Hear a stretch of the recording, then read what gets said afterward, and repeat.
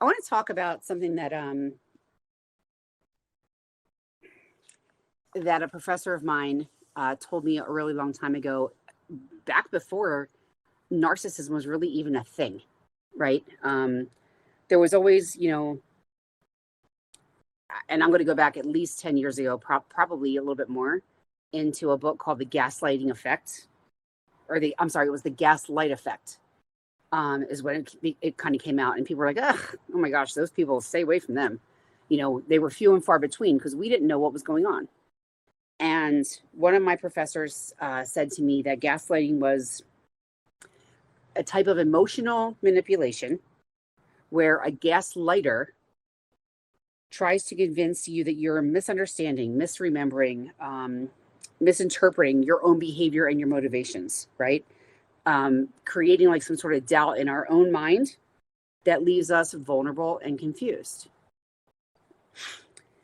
He said, and this was a male professor, he said that a gaslighter could be a man or a woman, could be a spouse or a lover or a mother or a father, a colleague, a sibling. He said it could be anybody, right? And this was like so new to us, like listening to how many people could be this. So like we were all perplexed, right? But what he asked me, and he asked my class, was, what do they all have in common? Every single one of these people. If we have, a mother, brother, sister, aunt, uncle, whoever that we think might be a quote unquote gaslighter, what do they all have in common? Anyone?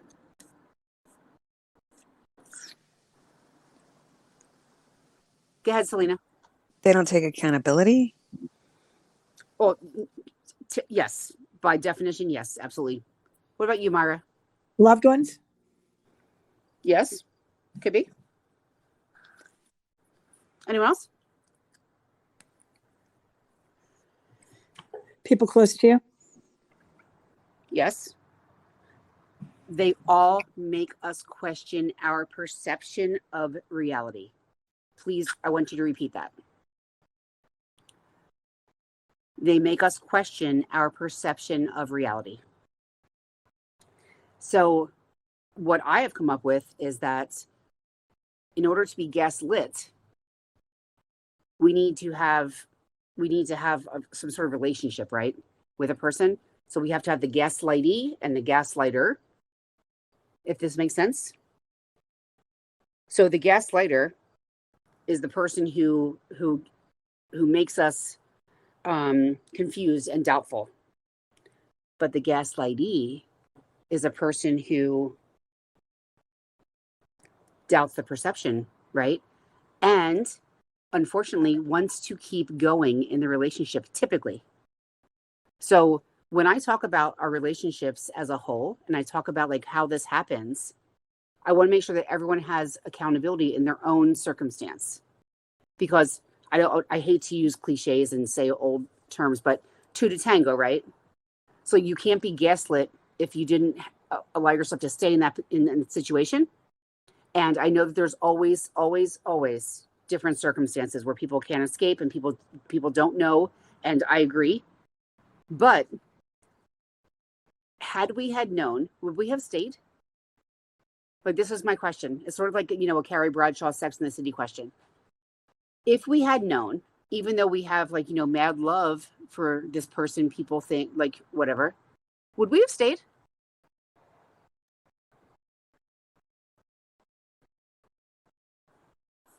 Raise your hands. They're going to start calling on you guys. Go ahead, Myra. Well, yes, I did. Okay. Not only yes, and I did. Okay. And knowing what you know now, do you think that you would have stayed? I questioned myself at the moment. I think, yes, I would have, until I got to a place where I am today in this journey, which was long. But I thought that things would change. I didn't believe that a person could really be that way when, especially a person that I fell in love with and married. That just is unbelievable. That's supposed to love you back, right? Yeah. And even though there were signs all along the way, real big signs, flags, that still didn't stop me from believing and hoping that it would all turn out as my expectations told me, wanted them to.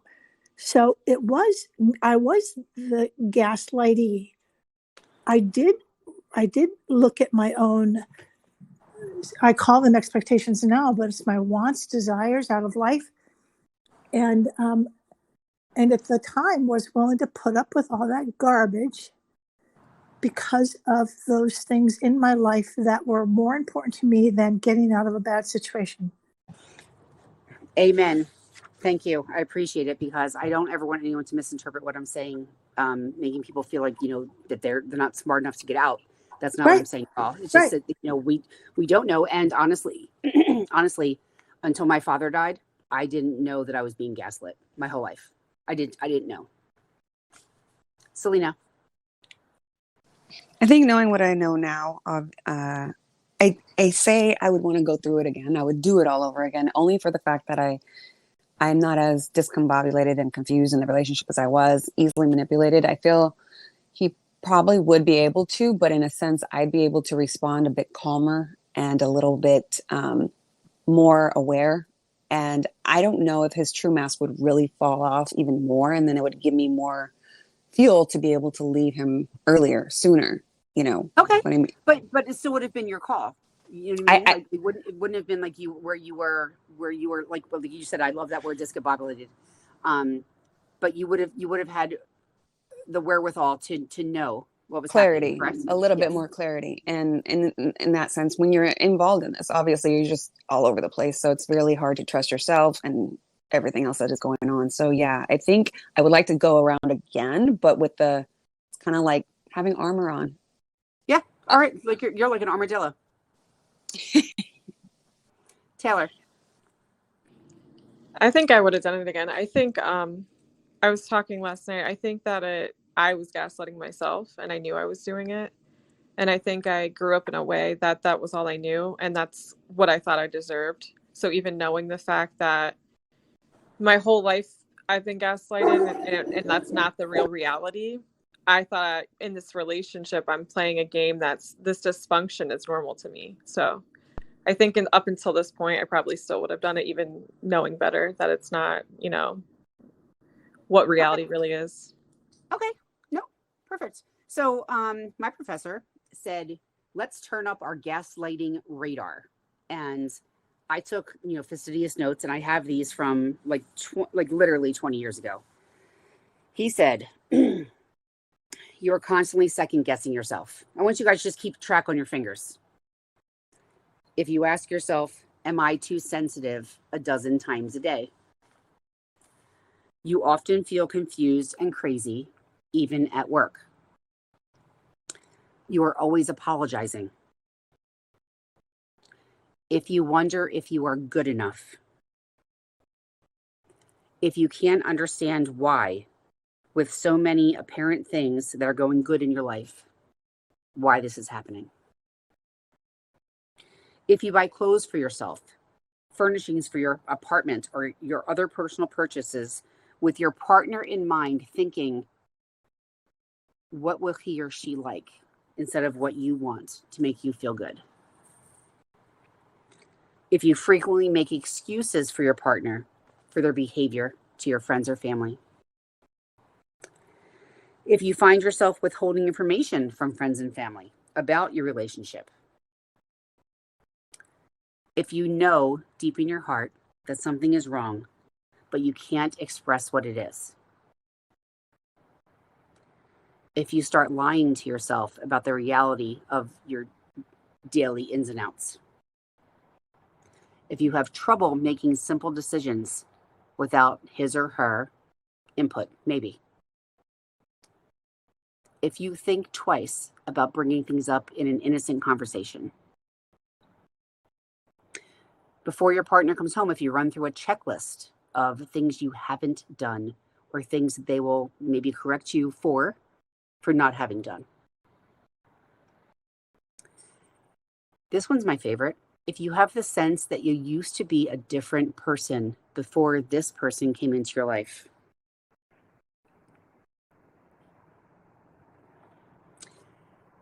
if you feel like you can't do anything right,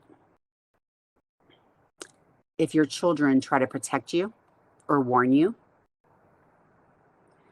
if you find yourself putting people off that you've always had close to you.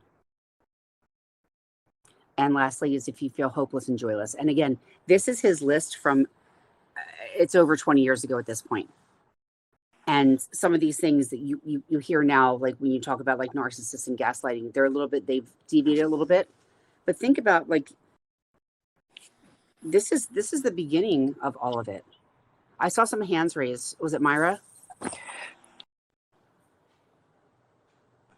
Yeah, thanks. Christine, can we Sorry. get a list of those by a chance? They were really good. Well, I may have to ask him. He may not like for me to distribute it, but I will talk about it again. Thanks. But these have all been, I mean, if you look on like what narcissism looks like and what gaslighting looks like, you'll see a variation of almost every single one of these.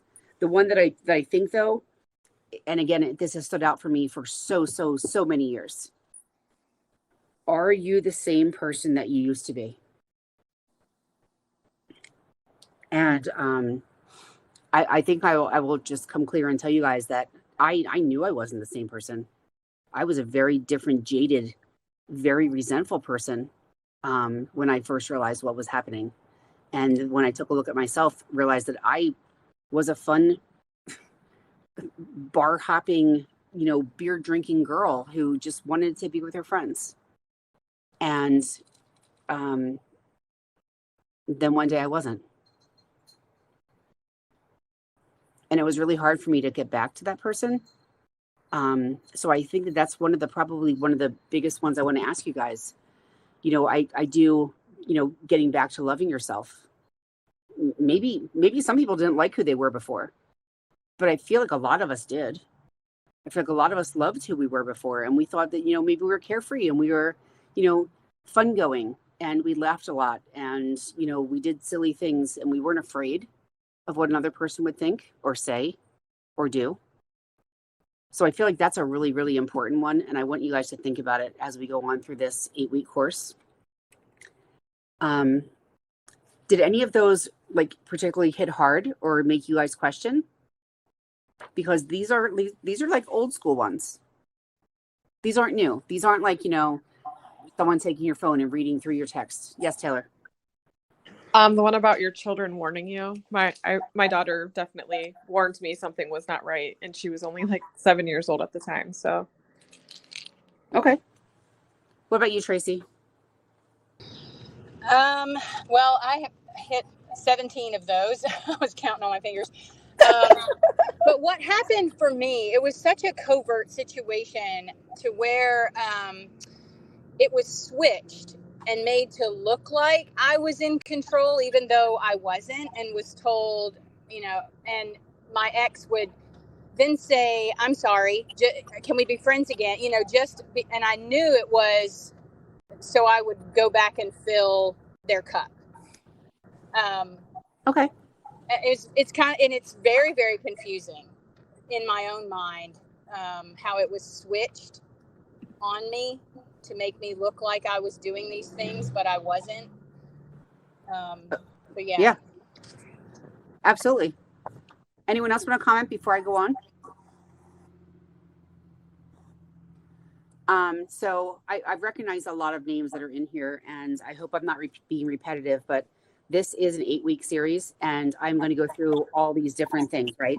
So I'm going to start with, like we just started with gaslighting. So how it goes from bad to worse. Like I said before, I'm sure that a lot of us didn't even recognize what was happening, but I will tell you that, it works in stages. And maybe some of you guys can agree with this, but through research and books that I have helped people co-write, is stage 1 is disbelief. When your person says something that's so outrageous that you literally can't believe your ears. You might think that maybe you've misunderstood. You may think that, he or she was joking, or you just let it go.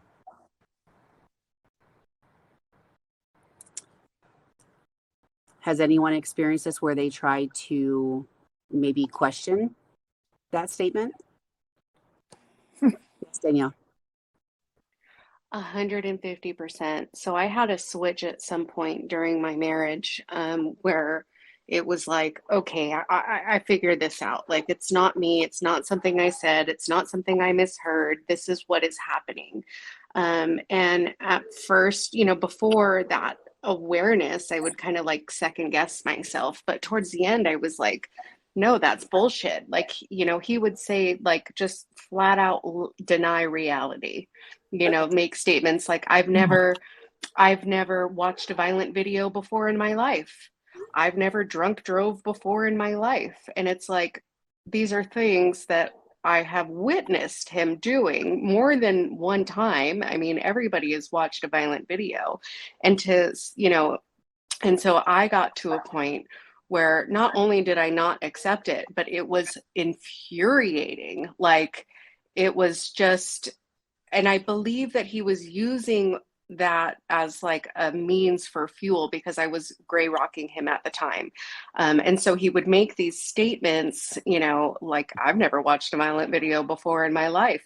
And I'd be like, well, yes, you have, because remember this time, remember that time, and then it was a cycle of an argument. And I would get like extremely mad, just so beyond the point of like what would be rational. If I had been dealing with anybody else, I might be, like letting it go. But because of like the audacity and because of the just complete nonsense, it's like, there's not even anyone around us for you to be lying about this. It makes no sense to me. And so I didn't like who I'd become, giving in on those portions, like into the fight. And I didn't like that I was feeding his fuel. And so, that made me really, that was the tipping point of like, I got to get out of here and I'm done. It's just that that's where I was at. Okay. Myra, thank you so much for sharing. I appreciate it.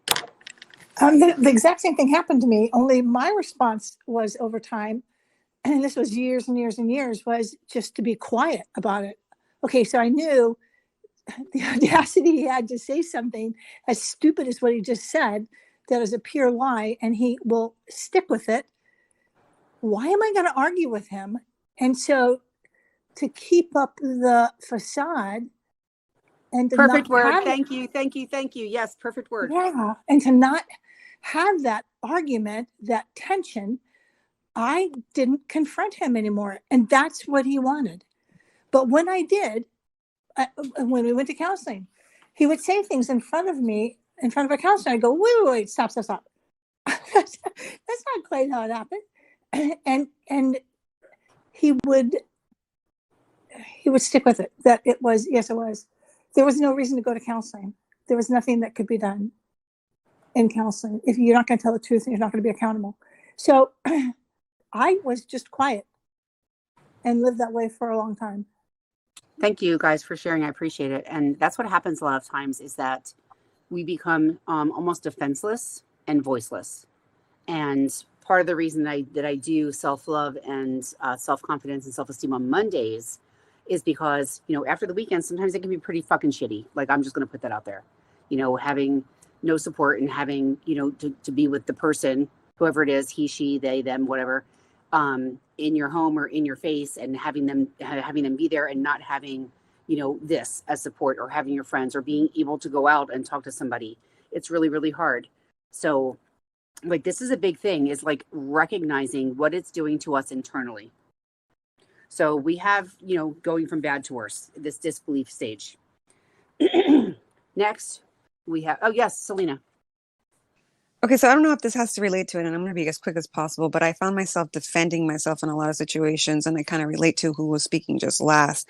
And towards, it seemed as though, okay, so he would accuse me of doing things, and such as like leaving a cup out or not being so, clean. And I had to say our house was immaculate because I wanted to make sure he was wrong about this.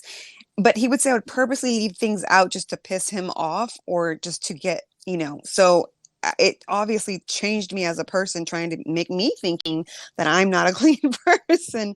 But then there Yeah. would be also accusations, other things. There's another example of him saying that I would keep him up at night because he'd like to go to bed at 9:30. And I'm clumsy, so I would drop something on accident and I'd be so scared out of my mind because I didn't want to wake him up or cause an argument of some sort. And so you would find me later in the relationship tiptoeing around my house after 9:30 because I wouldn't even clean the dishes. But then I would be like, oh my God, if I didn't clean the dishes, then I would have to hear about it, So yeah. No, I hear you. And you just took my second stage. And guys, I have to apologize because I am reading verbatim from notes I took, like, again, from 20 years ago. But back then, I will just tell you that my professor was very old school and all abusers were him. So if I make a mistake and say him, I don't mean it's only him. It's just because I'm reading. So second stage, he said, was that we are defense. We are trying to defend ourselves. And he said that, we search for evidence to try to prove our gaslighter wrong. And we argue with him or her obsessively, often in our own head because we're afraid to speak out, trying to win his or her approval. And I think about this a lot because I realize how much time I have wasted on doing that, where I have been like, was it Myra that just said cleaning up, the dishes or the pots and pans, or taking care of things that, should have been done earlier that I didn't have time to do. And it's really a hard time to have in your head thinking like, if those of you who have been with me in other rooms, the coulda, woulda, shouldas, right? But there was no chance for you to say those things, right? Everything has to happen in your head because a true gaslighter would really ridicule you if you had something to say about something that had happened, or something that you didn't do or you should have done. So let me ask you guys, if you're in this second stage, you frequently feel like, obsessive, maybe even the word desperate comes to mind in my own brain. Like you no longer maybe want their approval, but you haven't given up hope. Let me ask who's there. Yes, Erica. Hi. Hi. Maybe this is tangentially related, but I think it's still applicable and maybe other people can relate. Okay. I'm 10 months out of a 10-year marriage that ended in physical violence. That was the first time he really hurt me, but there were broken bones, etc. And I left. Charges were filed by the police. I've been no contact since because I have a restraining order. I don't have feelings of gaining his approval anymore, but what's hurting me right now is the court of public opinion, because the charges just got dropped last week because he's wealthy. I can't speak, but he had a really good lawyer, spent a lot of money. He got out of it. And we work in the same profession. So I'm a transplant to California from Ohio, so I don't have family. All my friends, I have family. And my family was our mutual friends. And I've lost all of them. And so baby, I'm sorry.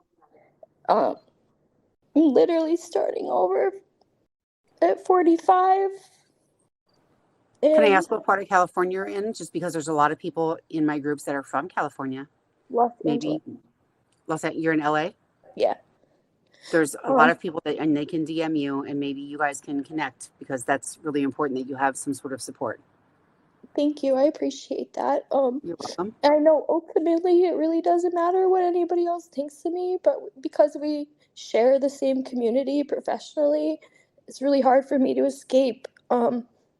just wanting to clear my name, because I know what he's saying about me in his defense, and I'm trying really hard to let go of that. Really, really, really hard. I have mantras. I have a really good therapist. Luckily, I've had good therapists with me before and after I left him. I was kind of preparing to leave him before this happened, which was what led to the physical, I think, because he knew. I think he could sense it. But I just, it's intellectually, I know that it doesn't matter, because I know who I am, and I know I'm a good person, and I know that I'm gonna survive, and I'm gonna become the best version of myself, because I'm gonna be that much more stronger now intellectually, but emotionally I feel very stuck. And it actually is my third point, but I want to make sure that you feel heard and understood. And there's so many people giving you hearts. Make sure you guys DM her if you can. Thank you. And I'm gonna talk about that in 1 second. Give me 1 second. Let me talk to Erica. Yeah, whatever I think that was all I wanted to share. Thank you very much. Okay. So guys, please reach out to her if you have the availability, or you want to, just have someone to talk to, or reach out to her in any way you can through the DM, not through the chat. But stage 3, I'm not laughing at you, is depression. It is where it's where we have the most difficultness, and that's the only word I can use. At this point, we are actively trying to prove that, that this person isn't correct. Like, we are exhausting all of our efforts. And then, if we can prove that they're not correct, then maybe we win their approval. What the hell is that? Like, in retrospect, like when we think about it. So we're trying to prove to them that what we're doing isn't right, or is wrong, or what they're saying is wrong, but we're going to win their approval. Like, when we take a step back, is it bonkers to you guys as much as it is to me? Yeah. Like what we do for this approval from a person that we actually, and I'm just going to speak for myself, like really don't respect, don't like them as a human being, but doing everything we can to try and gain just a I love you, or a kiss, or a hug. In my last group, we talked about like what our arms can do. Hold hands, just give a touch of affection, something. And it's just so miscommunicated. Dennis, yes. Welcome, Dennis. Thank you. Yes. Thanks for sharing, by the way. And she just struck a chord, because lately I'm just getting a lot of the shit back down from the hail sliding off of everyone else's house, of where my brothers got me, like, and just the flying monkeys. It's so debilitating. It really, and I know who I am, I like to say, and like you were just saying, and I'm speaking for myself, but I know I'm a good person, and I know I'm nice, but then there's these huge moments I don't know, where I have to regroup and figure out, am I that? And there's this whole like outer body, like looking down, in my experience of like, it's almost unrealistic how good at some of them are. Like, it's remarkable. That and to each one, by the way, it's not the same freaking story to 12 people, and I could have the same ready script to go back. It's 13 different stories to 12 different people, and and I can't even wrap my head around how much time consuming, and while trying to say, look, I don't want to spend my energy on this, but these are people in my life, my whole life, that they're honestly believing, because I was not there to defend myself. So that it's hard to just dismiss it, because then they still have that thought. So I'm like, look, I'm going to spend 10 minutes and 10 minutes only, and you're either going to believe me or not. And that's it. And it's going to die right after this. And if it works, it works. And if not, I could put them in a box of I'll come back to them later too, because it's so debilitating. It really is. And I do have so much depression over it. Like right now, I just came from spending time, which kind of filled my time. And so I feel in a good place, but I'm waking up to it. I'm going to sleep to it. With me, it's a sibling. So if I hear like you two brothers and siblings, that's how they are. If I hear that shit one more time, I'm gonna go crazy because they're very much unaware of how it is to be in an abusive relationship. Some of these people, not to excuse it, but just to give them a little leeway, I think at least. And so they're trying to attach normalcy to something that's completely Always. Yeah, and absolutely. it drives you crazy though. Like, oh, two adults should be able to work this out. I'm like, motherfucker, excuse my language. It's not the same thing as dealing with somebody who's incapable and lacks the capacity, and he doesn't even know he did anything wrong. Like, there's impossible. And so you find yourself still, and I'm 2 months out, like going over 8 weeks. I haven't even seen him or talked to him. And when I tell you, you would think he just left yesterday because of the sickness. So I feel. No, listen, you are in good hands, and I'm glad that you're here. And I will tell you that you're not alone in that feeling. And because it is a feeling like almost like really just being thrown out of a car and like left, right? Like I had a patient years ago who describes her situation, and I use this term all the time. I talk to people about it. She said, "I got thrown out like a stinky bag of garbage."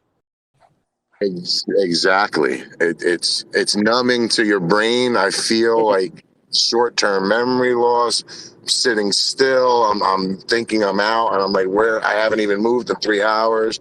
It's really. I feel for everyone going through this so much. That's why, and keep coming back because it works. I think so. It works for me. You think? You haven't been with me yet, Dennis. Keep coming back. Yeah. Hey, Erica.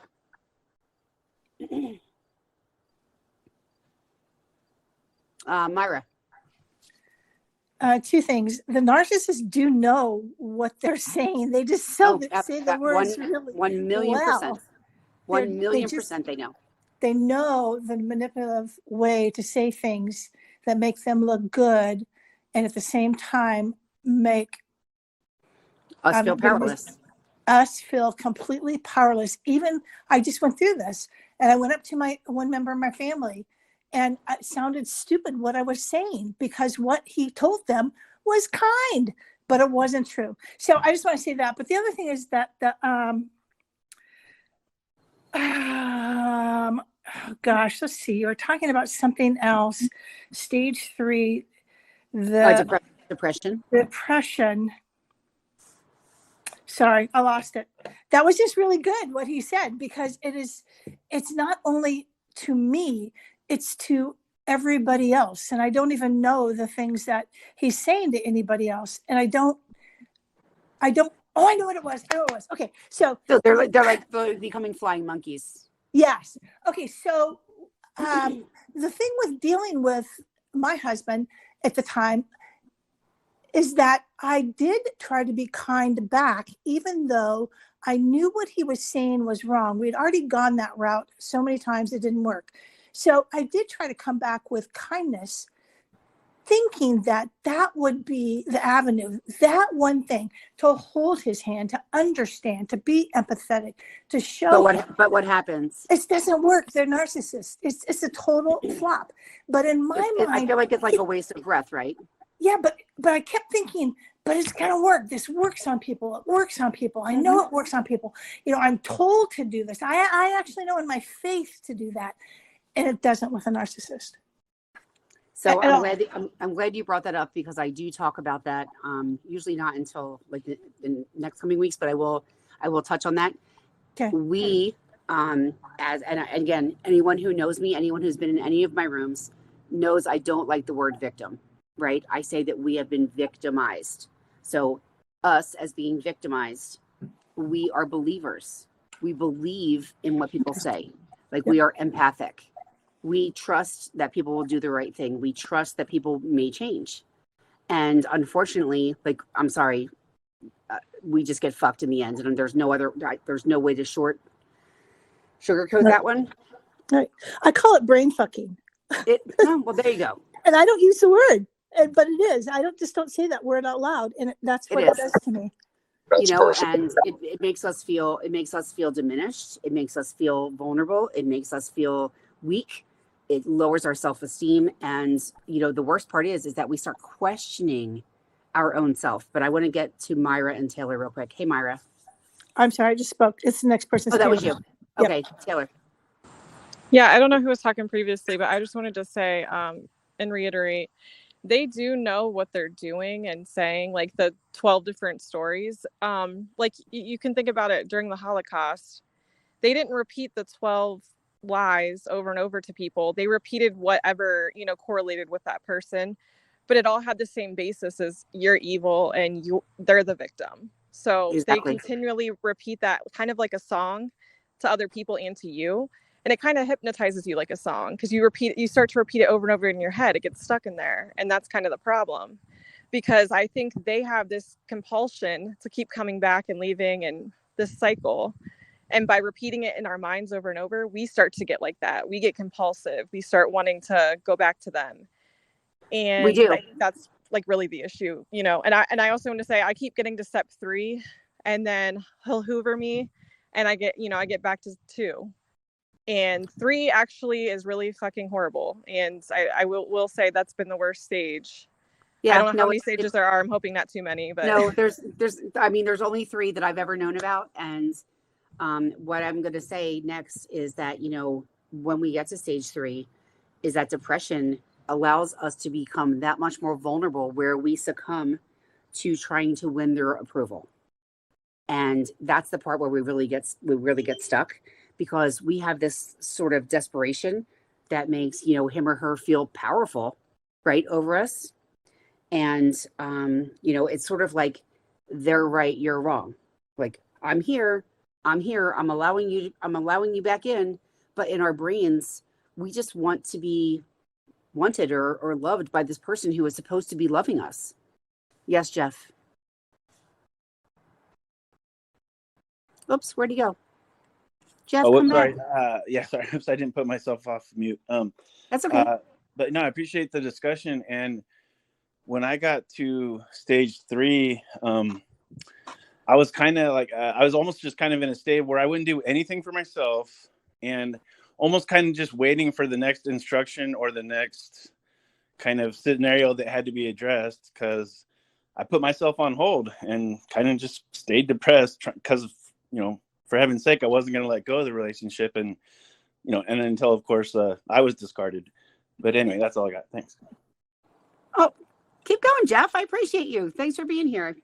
Oh, yeah, no. Well, so it's, and I'm kind of shy. So sometimes I kind of feel like I have a lot to say, and then I start talking and then I start second guessing myself, of course, which I think is kind of a result of this whole process, which, that gaslighting, like, to me, I've had a better understanding. I'll just digress for a second. I think now I've been discarded, I don't know, 6 or 7 times. But anyway, about the 5th or 6th time, I started to get an idea. And then even went this last time around, kind of going in with eyes, like kind of thinking like, okay, I'll do gray rock when I need to. And I don't know.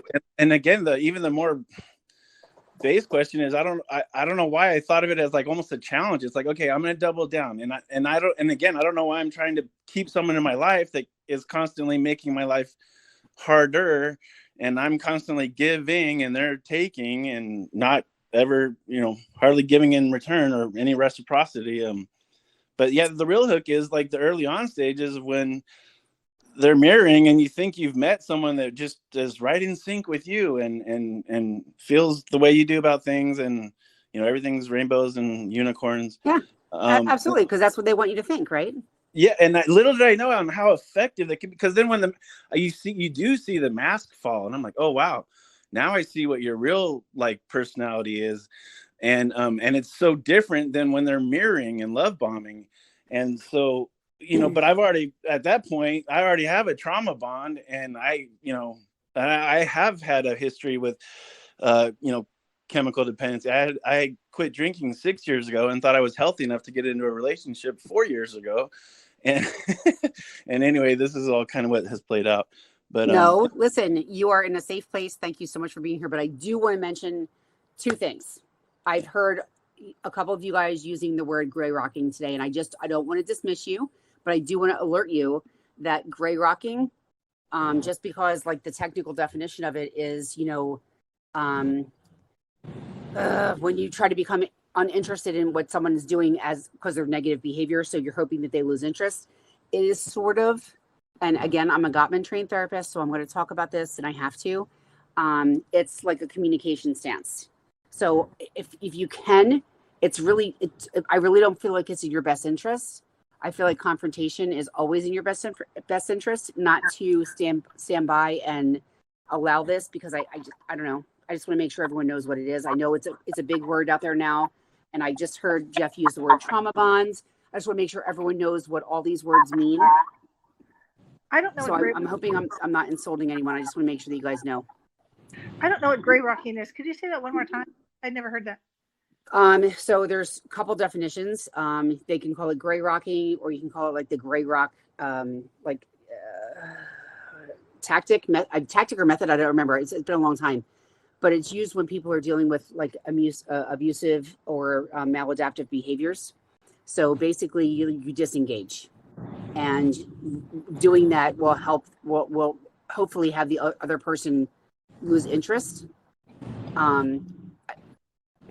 Clinically speaking, it doesn't always work. It kind of backfires. So I just want to make sure that we're just aware of like what this means. And sorry to cut you off, Jeff.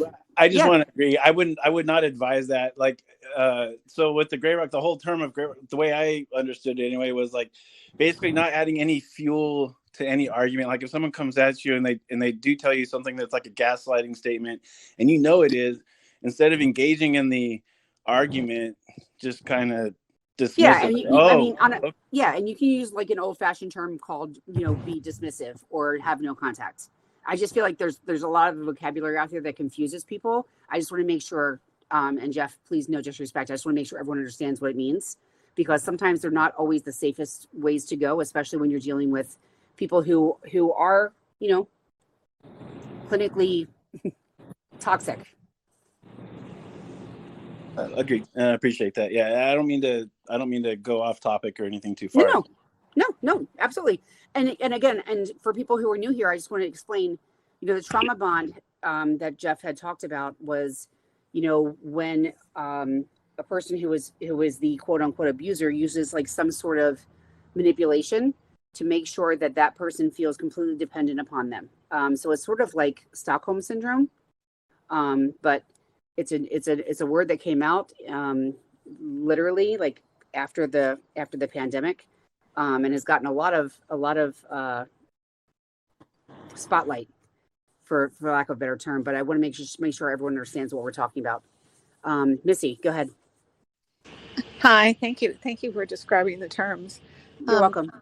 I had a question for you. If anybody else has experienced this, I've been with my husband for a long time. We've been divorced a year. And I did not know that he had a double life with many women and an addiction to sex.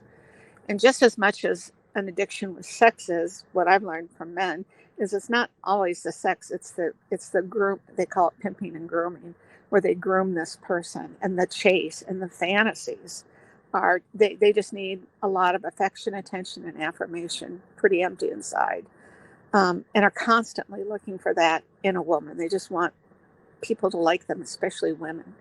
And they usually have not been successful as a kid with parents or in school, all that other stuff.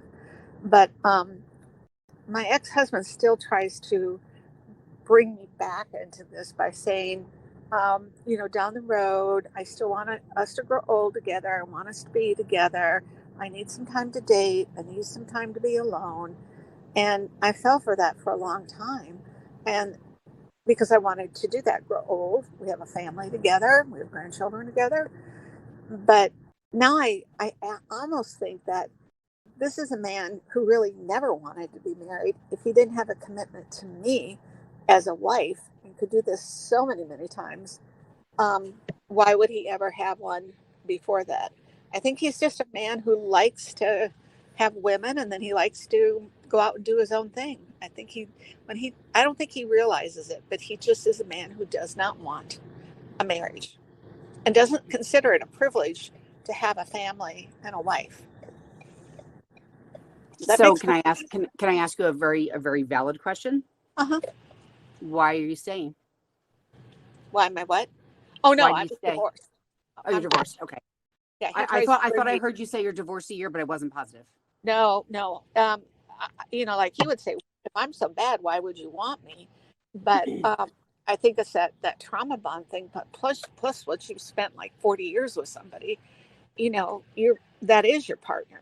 And I don't ever know if you stop thinking of them as a husband and don't think about them as a husband, or just consider them an ex-husband. How does that happen?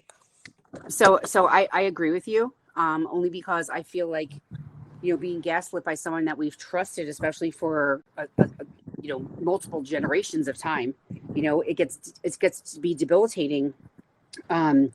Because like we realize in retrospect that maybe this has been happening from the start.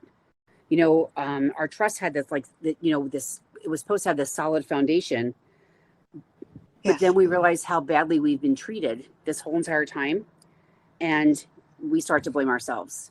And I think that we never stop thinking about it. And I'm using air quotes right now with the word it, because Yeah. that's just what it was. It was a thing. And whether we had, whether we encouraged it, whether we didn't, doesn't really matter. It still happens. And I think that we're always going to think about why. And Yes. and I'll tell you, as a therapist, and I've been specializing in this for years, is that there is no answer to the why. You can think about it all you want, but you just said that he had a sexual addiction, and I started my career as a marriage and family therapist, specializing in sex addiction, as a matter of fact. But that is about sexual satisfaction, whether anyone wants to agree or disagree, but that's what it is about. And if your whole life was based on some sort of lie and it continued, down that road, and now you're still thinking about like, why not me? Like what, like why, like that never helps us heal. So we're always going to be questioning until we start to learn that we didn't do anything to deserve this. 1, 2, oh, what's that? Oh, I'm in a store just walking around. Go ahead. And 2, we need to start taking care of ourselves, because, quote unquote, again, we have been victimized and we need to start healing, right? Victims, victims in like circumstances. I spend too much time watching ID Discovery. It's really bad on my time off. But like all these people, like just randomly going for a walk, like taking the train, going to the supermarket, getting killed, getting mugged or raped or whatever. Like they have been victimized. Same thing happens here. Just because it's not physical doesn't mean it didn't happen, which again is why people don't pay, insurances don't pay for trauma therapy. But I digress. We need to start remembering that our needs come first. We need to start putting ourselves first and remembering that we are important and that these things happened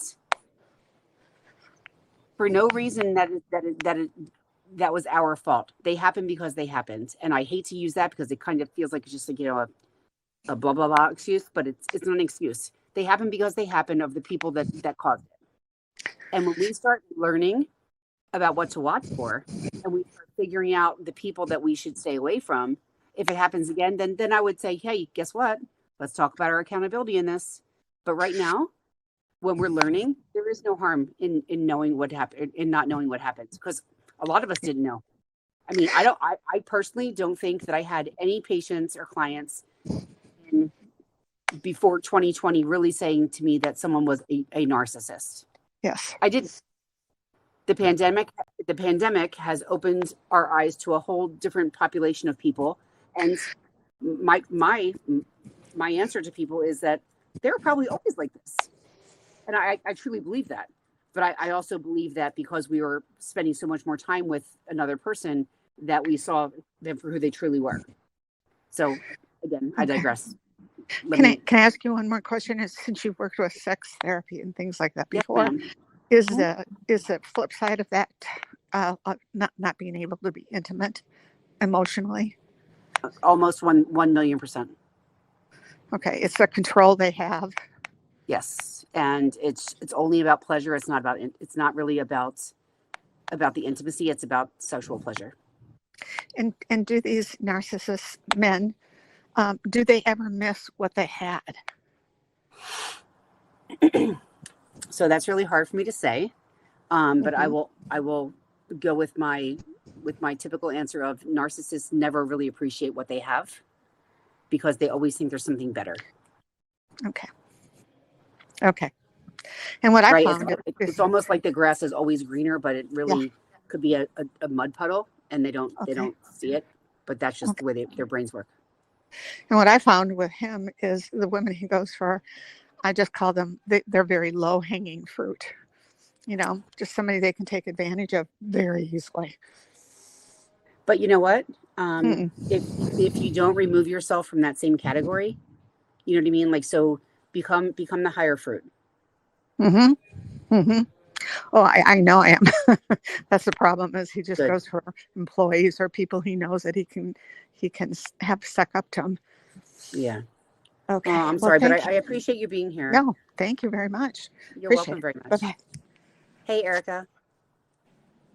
Hi, I don't know what the rules of Hi. engagement are, but is there, like, can I say something to Missy or no? You can say whatever you want. Thank you for sharing that. It was really, really, really vulnerable, and I respect what you're going through, and it sounds like a really hard thing to come to terms with. The reason why I wanted to say that was because one thing that has helped me a lot, and I just want to share it because in case it helps anyone else, is when I definitely get stuck in those obsessive cyclic thoughts of like, why wasn't I enough? What about me? What about me? And then what about them? What about this? And just going back and forth of reanalyzing the situation and ruminating on it. And I did that for 9 months, and it's only been a month that I've been able to do this. So I'm not trying to say it's like a magic pill. It takes a long time. But what's helping me a lot right now is when I start to think about what about him, I flip it and I say, what about me? There you go. How am I better now? Well, I'm stronger, I'm smarter. I won't ever ignore those red flags again. And the strength that I have found in recognizing myself versus focusing on him has helped me achieve a new level in my profession just recently, just over the last 2 weeks. I'm going for things that I wouldn't have been brave enough to go for before, because what the fuck else do I have to lose? And I don't know if anybody else can channel that energy or if that makes sense, but like, Makes total sense. Good for you, girl. Proud of you. I'm really trying to, and not that it doesn't happen. I'm in that day right now. That's why I'm in this meeting, because I'm in a day of fuck, I just want to cry. But Okay. I still want to turn it around and be like, okay, but today I'm going to cry. What am I going to do for me tomorrow? And how am I going to celebrate my growth as a result of this trauma tomorrow? And then the last thing was the gray rocking thing. I did that for 2 years, and if you have to, because you have kids or it's your family member or whatever, like I don't want to say have to, but I guess children feel like an exception. I did that for 2 years, and every time I did it, I lost a part of myself. So be careful. Yeah, it's not. I mean, it's Be not the careful with healthiest of that. habits. Be As a careful clinician, with that. I would ask you guys not to succumb to it. I mean, I know it happens as a fight, flight, freeze, fall, and flop thing, but I would ask you not to to do that. So thanks, Erica. I really appreciate it. Thank Hey, you. Kelly. I hope that helps someone. Thank you. Hey, Kelly. If you're talking, you're on mute. What about you, Dennis? Yeah, no, I was just, constantly jolted by it with people say, and I love the assimilating. I don't think it happens anywhere like narcissistic groups. I mean, it does. I can't lie. It's self-help, recovery. It's happened everywhere, but I think that's a huge part of the power is assimilating, seeing people all walks of life with almost identical stories with different assholes, just is filling in for those positions. That being said, I would be remiss. I saw something because I have some really struggling days. It's family, so it's really hard for me to accept. Not to say that it's not harder for you guys, or you don't miss your person, or I mean, 40 years. I hear that, and my heart breaks. That being said, this lady said she walked into wherever, and this older person was there and really saw her struggling, and she's kind of like yearning for what she had, this strength. That it's sometimes we assume people have strength and every day, and trying to remember that we all have bad days. But in this moment, the lady turned to her and said, "Look, I see you've been used, you've been abused, you're giving all of yourself. I could tell you're an empath, and sometimes we get so stuck in trying to figure it out." And you're right. In this context, it made me feel so good as the lady said, what if you were an answer to a prayer? Or what if you were a vessel in that moment, even though you didn't want to be, or even though you were really getting stepped on, or even though, and I'm not taking away from the abuse or anything, that none of us deserve that. But maybe in that moment, like I know in mine, my brother's mom was praying for someone to look after him because she knew he was out of control. I didn't know the level, so I stepped in like an asshole, but I was an answer to her prayer. She died of brain cancer, and I tried to take care of her son for years. And now we realize that's not possible. I've learned about this, that it's like addiction. They have to get help themselves, and more likely no contact's the way to go. So that's where I'm at. But I do take solace in thinking that I might have been a vessel for his mom. Like I might have just been something to just even get him over. And I'm only looking at this in a beautiful way. I think it's easier for me because it's my brother. So forgive me if it doesn't apply. But I really tried, and regardless of what happened, I think all you guys tried too. It wasn't because you're pieces of shit. It wasn't because you're trying to manipulate them. You were really trying all out of the most beautiful, kind, best interest. So if you could just take that to just give yourself some grace sometimes, because I forget to give myself some grace and just to be easy on myself. And it's just a suggestion, because even if it works for a half hour until something else gets you through those hard days, I think it's a beautiful thing that you're a beautiful person. It's a shitty thing that happened, but it was the beauty inside all of us that got trampled on. So if we remind ourselves that.